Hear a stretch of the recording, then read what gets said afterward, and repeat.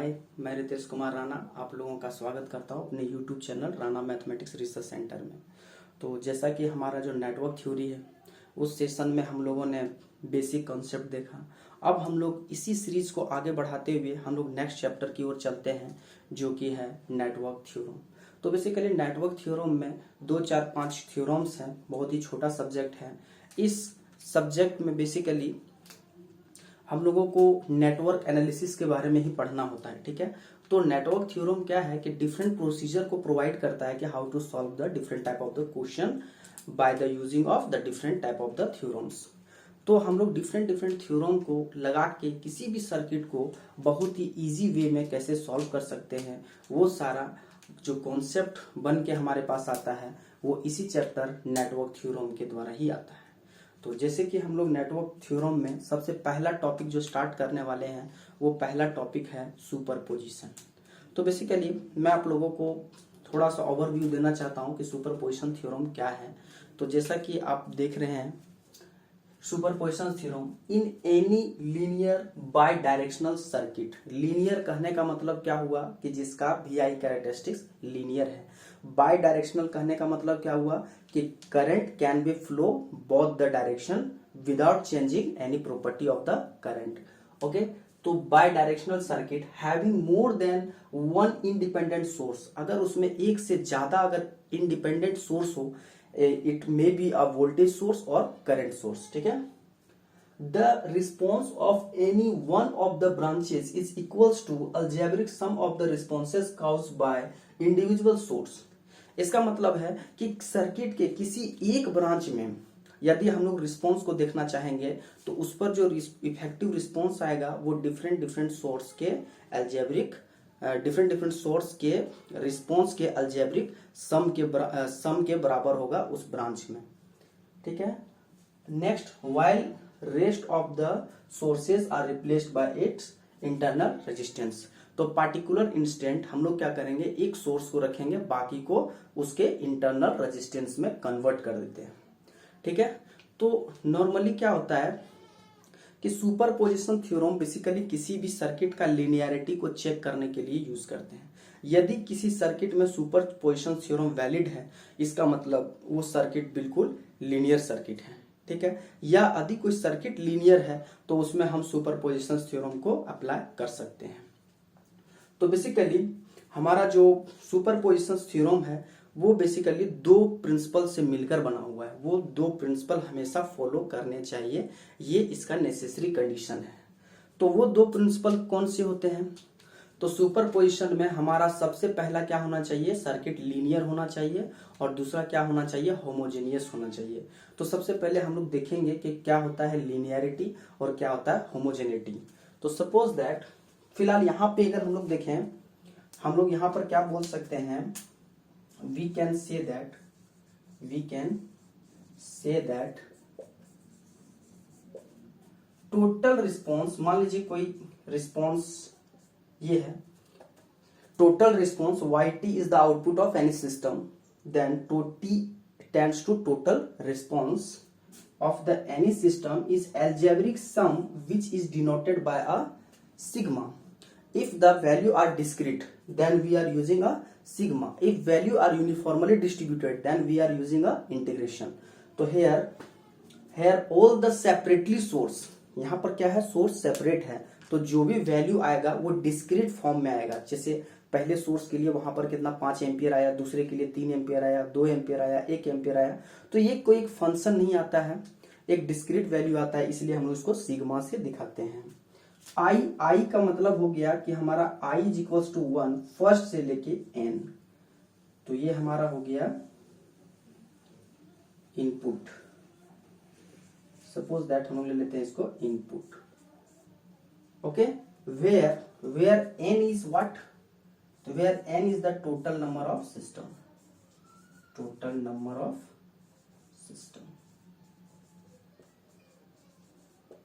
again we can say that the total algebraic sum of the responses, okay. तो यहाँ पर algebraic sum of the responses ये input है। तो different input के लिए जब हम लोग y1 लेंगे, y1 तो उस समय क्या होगा, हमारा y2 y3 dot dot dot yn all are replaced with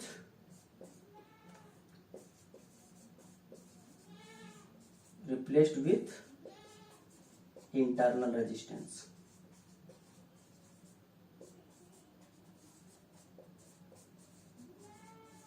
okay, तो जिस समय हमारा पहला इनपुट का जो रिस्पांस है, पहले इनपुट का जब रिस्पांस आएगा उस समय से उस टाइम में दूसरे इनपुट का जितने भी रिस्पॉन्सेज होंगे उसको क्या करेंगे हम लोग, उस सारे इनपुट को क्या करेंगे, replace with internal resistance. Okay, सबसे पहले जब सॉल्व करेंगे तो स्टेप 1, तो जैसे एक किसी भी पार्टिकुलर सोर्स के लिए हम लोग देखते हैं, तो मान लेते हैं कि 4 source V1,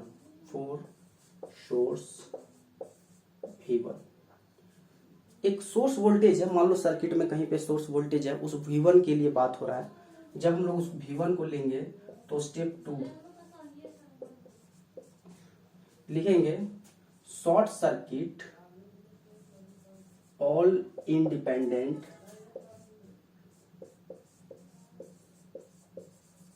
voltage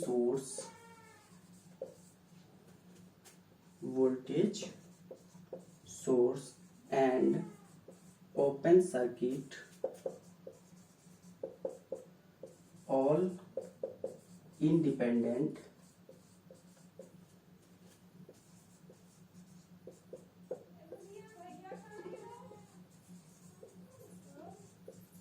current source if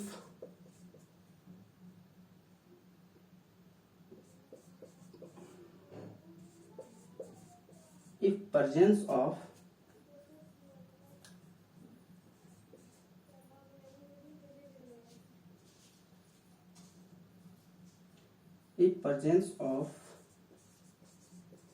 any dependent source,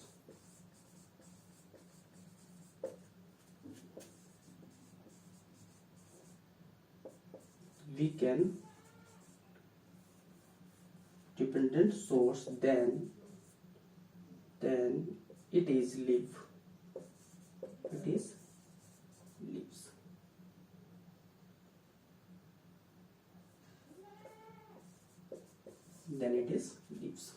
इसका मतलब क्या हुआ कि यदि हम लोग किसी भी वोल्टेज सोर्स V1 की बात करेंगे तो उस वोल्टेज सोर्स V1 के लिए हम लोग कैलकुलेट करेंगे तो जितने भी डिपेंडेंट वोल्टेज सोर्स या करंट सोर्स है उसे एज इट इज छोड़ देते हैं, और जितने भी इंडिपेंडेंट वोल्टेज सोर्स है उसको हम लोग क्या करेंगे, शॉर्ट सर्किट, और जितने इंडिपेंडेंट करंट सोर्स हैं उसको हम लोग क्या करेंगे, ओपन सर्किट। तो एक एग्जांपल के थ्रू देखते हैं।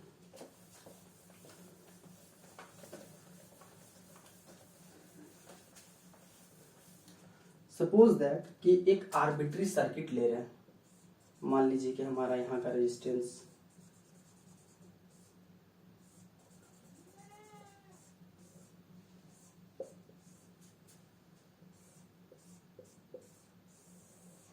ओके, यहाँ पर हमारा है R1 R2 voltage V2 voltage V1, ये हमारा RN। सपोज दैट यहाँ का करंट हमको निकालना है IL, है ना। तो इस सर्किट में हमको देखने को मिल रहा है कि यहाँ पर 2 सोर्स है, एक सोर्स 2 सोर्स। तो यहाँ पर जो करंट आएगा वो क्या आएगा, तो केवल इस सोर्स की वजह से जो इफेक्टिव करंट होगा प्लस इस सोर्स की वजह से जो इफेक्टिव करंट होगा, दोनों का एल्जेब्रिक सम होगा अकॉर्डिंग टू सुपरपोजिशन थ्योरम। तो सबसे पहले हम लोग स्टेप 1 पर चलेंगे। स्टेप 1 फॉर वोल्टेज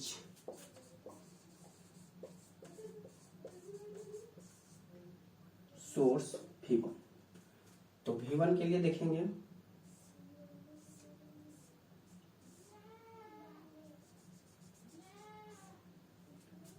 स्टेप हटा दीजिए, कोई जरूरी नहीं है।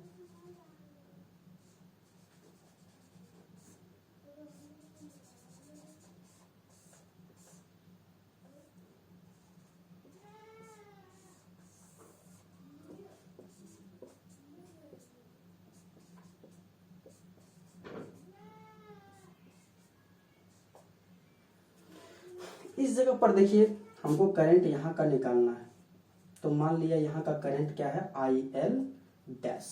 तो पहले इस वोल्टेज सोर्स की वजह से यहाँ का जो करंट है वो IL डैश है। अब हम लोग इजीली यहाँ से IL डैश को कैलकुलेट कर सकते हैं। कैसे कर सकते हैं, तो सबसे पहले यहाँ का करंट हम लोग निकालेंगे I1। तो इसके लिए हमको इक्विवेलेंट रेजिस्टेंस चाहिए, यहाँ पर हमको इक्विवेलेंट रेजिस्टेंस चाहिए। तो इक्विवेलेंट रेजिस्टेंस अगर यहाँ पर देखें तो ये दोनों पैरेलल और ये सीरीज में, ओके, ये दोनों पैरेलल और एक सीरीज में। तो हम लोग करते हैं इसको।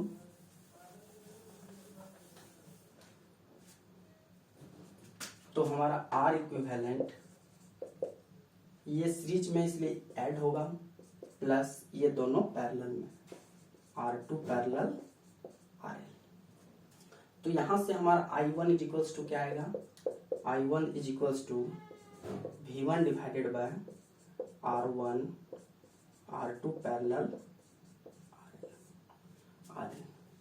अब ये करंट डिवाइडर रूल के थ्रू हम लोग IL डैश निकाल सकते हैं इजीली। तो IL dash is equals to, पिछले ही क्लास में मैंने करंट डिवाइडर रूल पढ़ाया था, तो IL dash is equals to I1 into जिस ब्रांच में निकालना है उसको छोड़ के दूसरा branch R2 divided by total resistance RL plus R2 plus, इसको यहां पर पुट करेंगे तो IL डैश निकल जाएगा। तो फाइनली हम लोग IL dash is equals to क्या लिख सकते हैं, V1 R2 divided by R1 plus R2 bracket में R1 plus R2 parallel with RL। तो यहां से हम लोग निकाल सकते हैं IL डैश, अगर इस आर्बिट्री सर्किट की बात करें तो। नेक्स्ट यदि हम लोग नेक्स्ट देख ले वोल्टेज V2 की वजह से, तो हमारा सर्किट बन के आएगा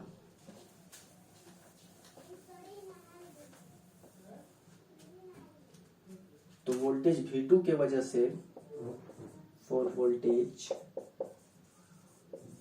V2 तो सर्किट हमारा बन के आएगा इधर शॉर्ट सर्किट,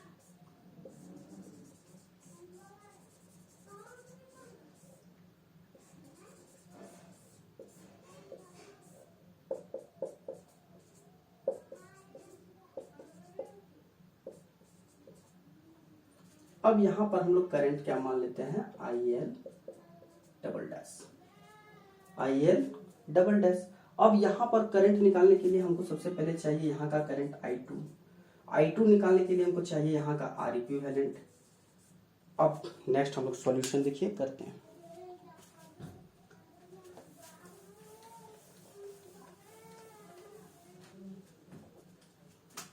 तो R equivalent is equals to R2 series, R1 और RL पैरेलल, ओके।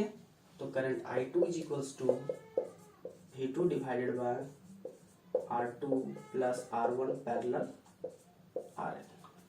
यहां से हम लोग करंट डिवाइडर रूल के थ्रू IL डबल डैश निकाल सकते हैं। तो IL double dash is equals to I2 into R1 divided by R1 plus RL, okay.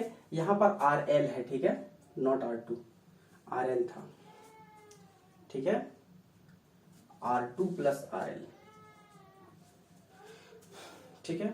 तो IL double dash is equals to V2 R1 divided by R1 plus RL R2 R1 parallel RL। तो total current through load is equals to algebraic sum of current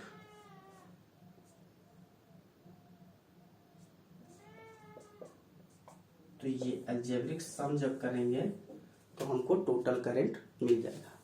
तो basically हमने एक arbitrary circuit को लिया, इसलिए थोड़ा सा tough लगा, बट यदि अगर सर्किट को लें तो ये बहुत आसानी से सॉल्व हो जाता है। फॉर एग्जांपल मैं एक सर्किट के द्वारा इसको दिखाता हूँ।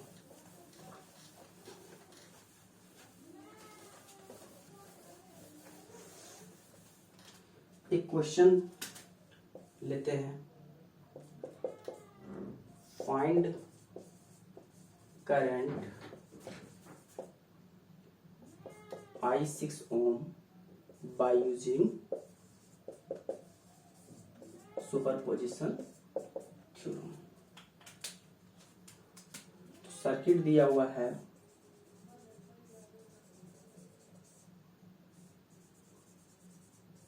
मान लेते हैं ये 6 ओम है, ये 4 ओम है, ये 2 ओम है। यहाँ का वोल्टेज, यहाँ का वोल्टेज मैं ले लेता हूँ 4 वोल्ट और यहाँ का वोल्टेज ले लेता हूँ 6 वोल्ट। यहाँ का करंट हमको फाइंड करना है। ओके, तो सबसे पहले हम लोग करेंगे फॉर वोल्टेज सोर्स V6। पहले क्या करेंगे, for voltage source V6 volt.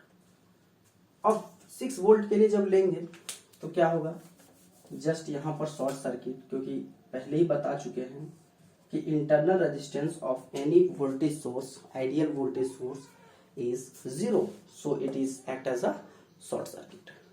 Okay, अब हम लोगों को यहाँ पर हम लोग मान लेते हैं कि पहला से जो करंट आ रहा है वो IL डैश है। तो इस जगह पर हम लोग निकालेंगे I1। तो I1 निकालने के लिए यहाँ से R इक्विवेलेंट के लिए हम लोग क्या करेंगे, देखिए ये सीरीज में है, 4 प्लस 2 और 6 पैरेलल, 2 6 पैरेलल, तो 4 प्लस 2 इंटू 6 डिवाइडेड बाय 8 और 2 प्लस 6, तो 4 12 बाय 8, 4 5.5। ओके, 5.5 ओम।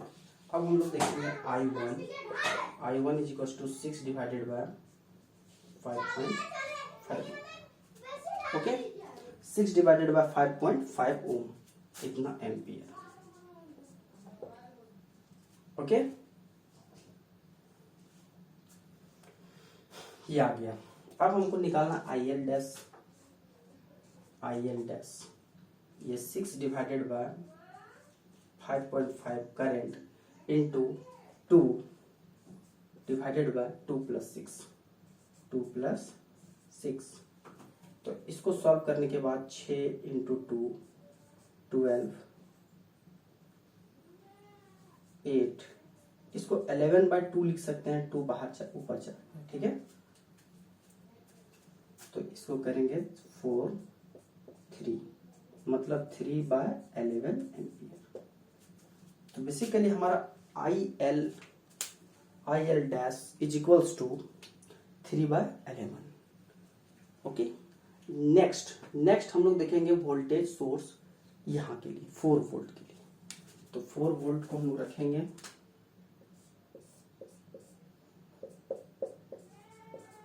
और 6 वोल्ट को क्या करेंगे, शॉर्ट सर्किट, क्योंकि ये आइडियल है और वोल्टेज सोर्स आइडियल हो तो इंटरनल रेजिस्टेंस 0 होता है। यहाँ पर करंट हो गया I2। अब देखिए, अगर हम लोग 4 वोल्ट के लिए देखें तो R इक्विवेलेंट क्या होगा, इधर से देखेंगे तो ये दोनों पैरेलल, ये सीरीज, इसका मतलब 2 plus 4 parallel 6, 2 plus 4 6 divided bye 4 plus 6। तो ये हमारा निकल के आ जाएगा, तो ये हमारा निकल के आएगा 2 प्लस 10, इसका मतलब 4.4। Okay, 4.4 ohm. तो यहां से हम लोग निकालेंगे I2 is equals to 4 divided by 4.4, इसका मतलब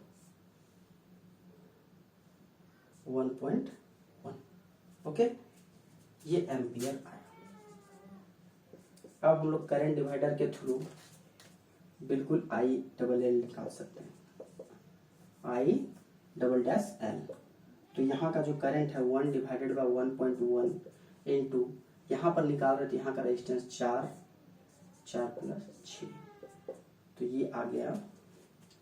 यहाँ से अगर कट करेंगे तो यहाँ एक 0 आएगा, 40 11 इंटू 10, यहाँ से खत्म, 4/11 एम्पियर। तो टोटल फाइनली देखें,